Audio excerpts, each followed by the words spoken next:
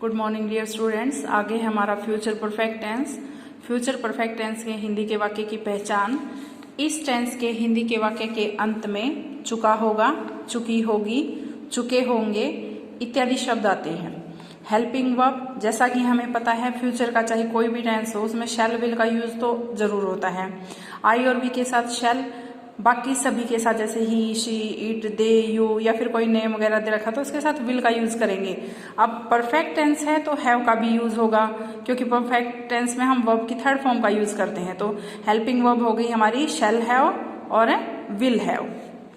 Formula, subject plus helping verb shall या will plus have plus verb की third form plus object plus full stop. Example, she will have cooked the food before I reach home, यानी मेरे घर पहुंचने से पहले वह भोजन पका चुकी होगी।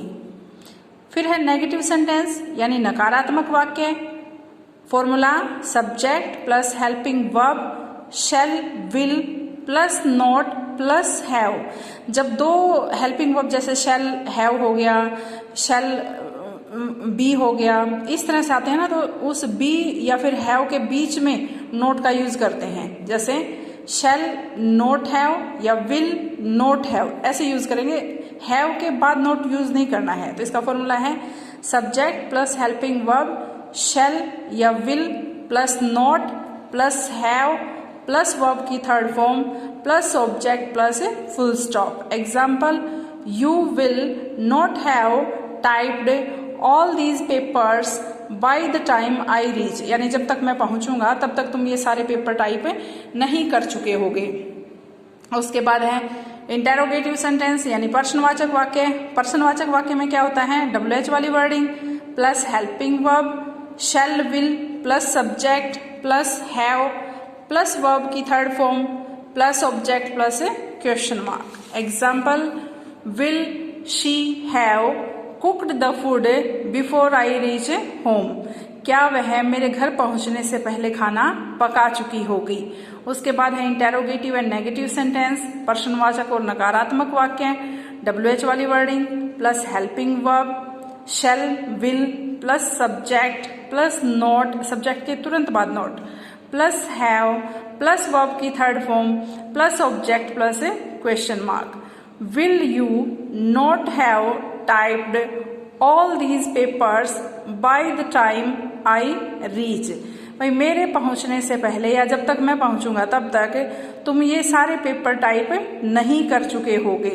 Use of shall will plus have plus verb की थर्ड फॉर्म, यानी शैल विल के साथ हैव प्लस वर्ब की थर्ड फॉर्म का यूज हम किन कंडीशंस में करते हैं, बिफोर प्लस वर्ब की फर्स्ट फॉर्म आने पर, बाय प्लस वर्ब की फर्स्ट फॉर्म आने पर, बाय प्लस फ्यूचर आने पर।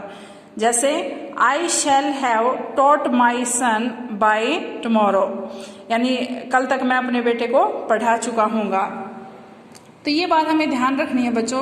वैसे तो परफेक्ट टेंस जो होता है उसमें मोस्ट ऑफ किसी कार्य के पूरा होने का बोध होता है। प्रेजेंट वाले में तो वर्तमान में किसी कार्य का पूरा होने का बोध होता है। पास्ट वाले में बताया था हमने कि दो कार्य दिए होते हैं, 2 एक्शन वर्ब्स होती हैं, उसमें से एक कार्य पहले हुआ होता है, कार्य बाद में हुआ होता है। जो कार्य पहले हुआ होता है उसके साथ हैड प्लस वर्ब की थर्ड फॉर्म का यूज करते हैं, बाद वाले कार्य के लिए हम वर्ब की सेकंड फॉर्म का यूज करते हैं। लेकिन इसमें फ्यूचर टेंस है, इसमें वर्ब की एक साइड हमें फर्स्ट फॉर्म मिलेगी और बिफोर या बाय मिलेगा, तो हम उसका यूज करेंगे किसका, shall will plus have plus verb की थर्ड फॉर्म का यूज करेंगे। तो ये था हमारा फ्यूचर परफेक्ट टेंस। नेक्स्ट है फ्यूचर परफेक्ट कॉन्टिन्यूअस टेंस, जो हमारा लास्ट भी है टेंस में। Future perfect continuous tense Hindi के वाक्य की पहचान। इस टेंस के हिंदी के वाक्य के अंत में से रहा होगा, से रही होगी, से रहे होंगे इत्यादि शब्द आते हैं। Helping verb shall will plus have plus been. अब ये हमें पता है फ्यूचर टेंस है तो शैल विल का यूज तो जरूर ही होगा। शैल का यूज हम आई और वी के साथ करते हैं। ही, शी, इट, यू, दे, चाहे जो भी और हमारा सब्जेक्ट हो उसके साथ हम विल का यूज करते हैं। उसके साथ अगर परफेक्ट कॉन्टिन्यूअस टेंस है तो हैव बीन का यूज भी होगा। तो हमारी हेल्पिंग वर्ब क्या रहेगी, shall have been will have been. Since और फॉर का यूज तो सभी परफेक्ट कॉन्टिन्यूअस टेंस में होता है। पॉइंट ऑफ टाइम के लिए सिंस का यूज होगा, जैसे कोई पर्टिकुलर डे प्लस ईयर दे रखा हो, कोई पर्टिकुलर टाइम दे रखा, बिल्कुल पॉइंट ऑफ टाइम दे रखा हो। और फॉर का यूज होगा पीरियड ऑफ टाइम के लिए, जैसे 2 वीक्स, 2 मंथ्स, 2 डेज, 2 आवर्स, हमें नहीं पता कौन से 2 मंथ्स, 2 वीक्स, इस तरह से, तो वो पीरियड ऑफ टाइम हो गया, उसके साथ फॉर का यूज होगा। सब्जेक्ट फॉर्मूला है इसका, subject plus helping verb shall will plus have plus been plus verb की first form plus I N G plus object plus full stop. Subject helping verb shall will, उसके साथ हैव और been, verb की first form के साथ ING और object और last में फुल स्टॉप। सिंपल सेंटेंसेस में हम फुल स्टॉप का यूज करते हैं। I shall have been watering the plants since morning when you come, यानी जब तुम आओगे तो मैं सुबह से पौधों को पानी दे रहा हूंगा। अब है नेगेटिव सेंटेंस यानी नकारात्मक वाक्य, जिसमें नहीं का यूज होता है। Subject plus helping verb shall will plus not plus have plus been plus verb की first form plus I N G plus object plus full stop. Helping verb shall will, इसके तुरंत बाद नॉट, फिर हैव, फिर been. Not have been, will not have been, shall not have been, इस तरह से। Example, she will not have been teaching the children for 2 hours when I reach home, यानी जब मैं घर पहुंचूंगा तो वो 2 घंटे से बच्चों को नहीं पढ़ा रही होगी। आगे है इंटेरोगेटिव सेंटेंस यानी प्रश्नवाचक वाक्य। WH वाली wording plus helping verb, helping verb क्या है हमारी, शैल और will plus subject plus have plus been plus verb की first form plus I N G plus object plus question mark. ये तो हमें पता ही है WH वाली वर्डिंग का यूज हम कैसे करते हैं, हम पहले भी बहुत बार कर चुके हैं। जब हिंदी के वाक्य के बीच में जब ये जो WH वाली वर्डिंग के जो हिंदी के मीनिंग है वो आ जाए, जैसे क्यों, क्यों, कौन, कब, कहाँ, कैसे, किस प्रकार से, तो उसका जो इंग्लिश का वर्ड है वो हम सबसे आगे लिखते हैं। अगर हमें नहीं दे रखा तो हम इसे स्किप कर देंगे और बाकी का जो फॉर्मूला है वो सेम रहेगा, एज इट इज रहेगा। शैल विल से फिर सेंटेंस शुरू हो जाएगा, जैसे Will you have been painting this wall for the last 2 months when I come? भाई जब मैं आऊंगा तो क्या तुम पिछले 2 महीने से इस दीवार को पेंट कर रहे होगे, यानी तुम्हें 2 महीने हो गए होंगे इस दीवार को पेंट करते हुए।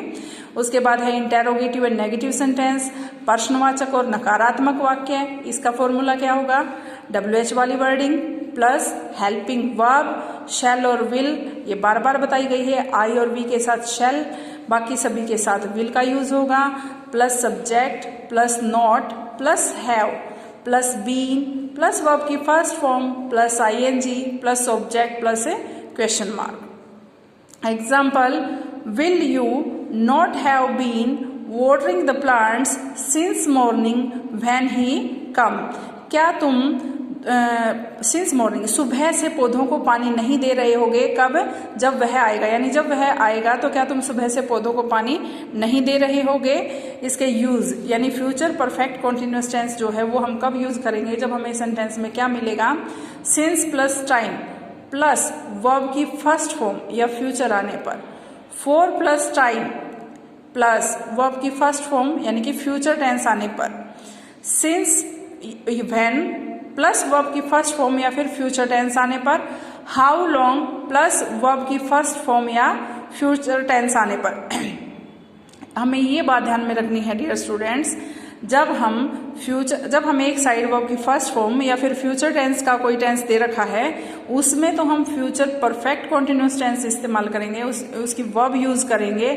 और जब दूसरी तरफ वर्ब की सेकंड फॉर्म दे रखी है तो इट मीन्स ये पास्ट टेंस से रिलेटेड है, चाहे वो पास्ट परफेक्ट हो चाहे वो पास्ट परफेक्ट कॉन्टिन्यूअस टेंस हो, कभी भी पास्ट और फ्यूचर टेंस इकट्ठे नहीं आते।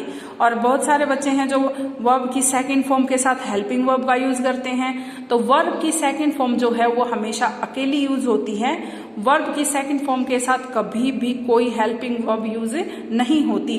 तो ये बिल्कुल छोटी छोटी जो बातें हैं वो हमें याद करनी है। जैसे प्रेजेंट इंडेफिनिट टेंस है सबसे पहले, उसमें हमें क्या दिया था, उसके जो कीवर्ड्स थे कीवर्ड्स इसमें मैं लिखवाना भूल गई थी। वैसे ये यूजेस बता दिए थे भाई, यूनिवर्सल ट्रूथ और ये सब इनके साथ यूज होता है, लेकिन इसमें कुछ कीवर्ड्स भी होते हैं जैसे usually, normally, daily, every plus कोई जैसे every week, every month, every year, often, regularly, ये सारी चीज़ें हमें मिलेगी। हैबिचुअल एक्शन, साइंटिफिक ट्रूथ, ये हमने जो फॉर्मूले वगैरह कहे हैं ये सिर्फ इसकी स्ट्रक्चर हैं। इसके यूज जो हम करेंगे वो हमें जब हम इसके सेंटेंस करेंगे, इसकी एक्सरसाइज करेंगे तभी ज़्यादा क्लियर हो पाएगी।